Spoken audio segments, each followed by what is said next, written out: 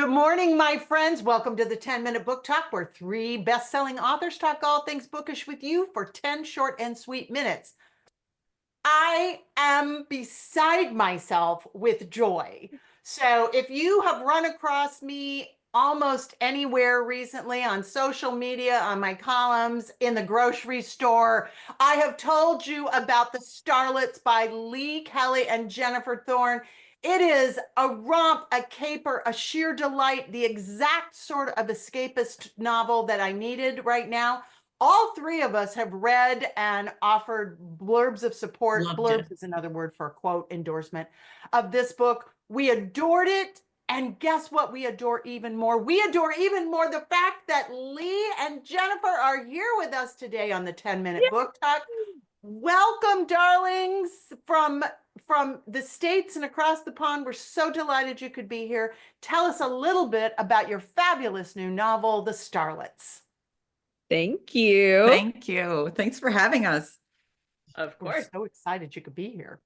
So I'll give too. the quick pitch. So The Starlets is about two movie stars in 1958 who are often vying for the same roles within their studio, Apex Studios. Sometimes the same men. And the same Academy Award. They have been sort of pitted against each other in the press and in their personal lives. And they have just found themselves on a remote island off the coast of Italy shooting a historical epic. And they both thought they had the same role, and only one of them does. But things get even more hairy, and they are forced to work together when they realize that the production has some nefarious goings-on, criminal activity going on, and they've stumbled onto, and they have to go on the run through the Riviera to get to the relevant information to the authorities before the bad guys get them. Yes. Great. We pitch it as Evelyn Hugo meets the Blonde Identity. That's sort of our working That is pitch. good, yeah. Oh my gosh. Me. Blonde Identity, Born Identity. Which one? Both. We Hold say on. Blonde Identity, but Born Blonde Identity would work too. Oh, all right. Like People that are, sort of forced into a spy novel that are not spies themselves. Right. Yes. Oh, got it. Oh, I love Some that. like it hot-ish. We love that. We love that trope of people who are not well equipped to be in the adventure that they're in, but they can use the skills they do have to surprisingly effective. Well, and to that end, you have two amazing leading ladies. You really do. Vivi and Lottie are so well drawn. They are strong women, vulnerable women too, though. Love their budding friendship, etc. But how did you come up with them? And is one of you Vivian and one of you Lottie? We tend to, when it's rotating POVs, we tend to we call it captaining a character, because I feel like after, the first draft and all the various iterations, how long the revision process is, we tend to write both, but at first we like to kind of keep it pure where we're in the heads of one character. So yes, are we going to reveal this, Jen? We sort of alternate who the more serious character is, don't we? I think so, yes, depending on your definition of serious, but for this one, yes, for sure. I feel like I was very glamorous, serious leading lady Vivian. I was Vivian. And and Jen was Lottie. Drifter, yes. America's sweetheart, Lottie. You heard it here first. Love it.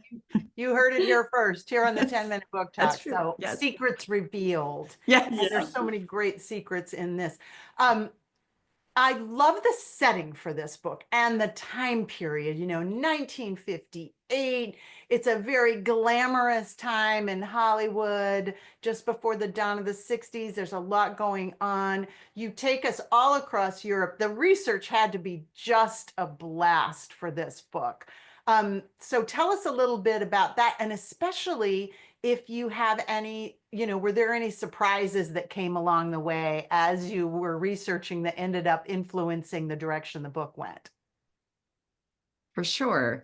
Those surprises, I feel like the timeline worked out in such a way. We had sort of randomly picked, we wanted it to be a summer kind of jaunt and escapade through Europe. But what was it, Jen? We ended up picking a week, and then just random goings on in Europe materialized. There's a concert that all of there's a concert that happens in the middle of the book. And we found that out late. And then that ended up kind of informing a scene.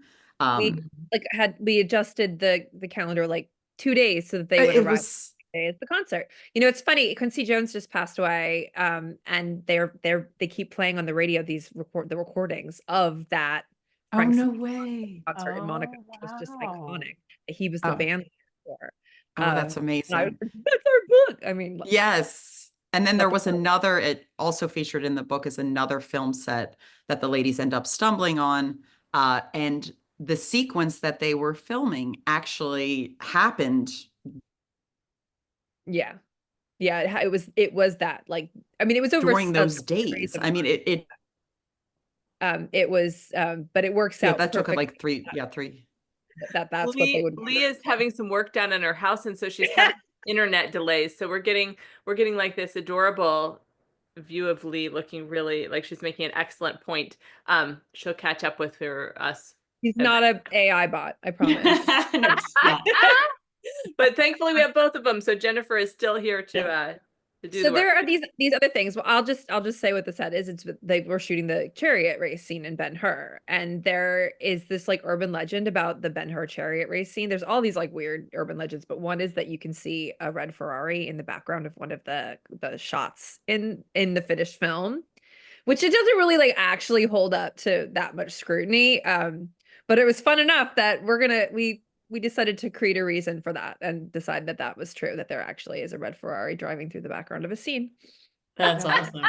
Love it. I love that. That's There's so fun. so much great atmosphere in this. I mean, you really, it's love the book. Anyway, I'm right. sorry, it's not my turn to talk, but I can't help myself.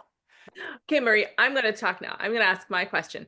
So I know that, you guys write this book together. You're not just like in separate places, you're in separate countries. You're across the Atlantic Ocean from one another. How in the world does that work? What are the mechanics of that? Because you're writing these amazing books together, really far apart. Yeah, I'm really lucky that Lee's a morning person. Well, am I back? You're back. You see? You're back. Okay, great. Welcome Okay. back. Well, it's wild because we just wrapped up a revision on another book, and I would wake up around 5:30 to WhatsApp messages from me.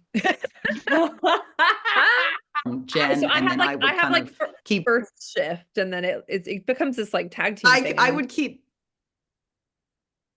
It's like this. Going in and out. Because Jennifer, you're in the UK, right? Jennifer, you're in the UK. And yeah, I live in Yes. I live in Cotswold, so it's 5-hour difference most of the time. So Okay. when we're like really in the thick of it, we schedule Google chat meetings. So Okay. it's our screens become this like weird hallway between our houses. Like our husbands will pop by and be like, "Oh, I'd offer you a cup of coffee, but you know, You're not here." your virtual face on the screen." And like our kids sort of know each other. They'll like sort of butt in and be like, "Where's Penn?" You know. So we have this kind of like a good face-to-face time, but we also have the sort of different time zones to kind of play tag team with, which works really well, especially in revision, actually. Well, it's working beautifully. I don't know how you're doing it. It feels mysterious and wild to me, but it's working really well because you keep turning out excellent books. So keep it up. Really incredible book. So, well, gosh, our time is running short. This has been one of the more hilarious 10-minute interviews between technical glitches, my dog suddenly deciding she sees dead people. It's been a wild romp. And you know what else is a wild romp is your book. But before we go, I have to ask you both. And, if you end up having to answer for Lee too, that's fine. What is bringing you joy today, my friends? I'm going to be really nerdy. We just celebrated like a crazy tight deadline. So I have celebrated by not reading, not writing. I've been playing Dragon Age: The Veil Guard, and I am absolutely obsessed. I make my character look as close to me as I can, and I'm in a fantasy world. Good for you. That's awesome. Lee, you're on. Go for it. Okay, and I'm actually also reading fantasy. I started The Fourth Wing, which I tend to not read fantasy, but something completely different than what we write and tend to read. That's I'm awesome. liking it a lot. Yeah, I've heard a lot of people say that. Well, thank you so much for being here with us on the 10-minute book talk. My friends, if you are needing a book that will take you away and that is exciting and that pulls you in from page one, look no farther, get the Starlets. All of us loved it. We know you will too. And you know what else we know? We know that if you're back next week to watch us on the 10-minute book talk, you'll find more great reads, and we look forward to seeing you then. Thanks so much. Bye, everybody. Bye-bye.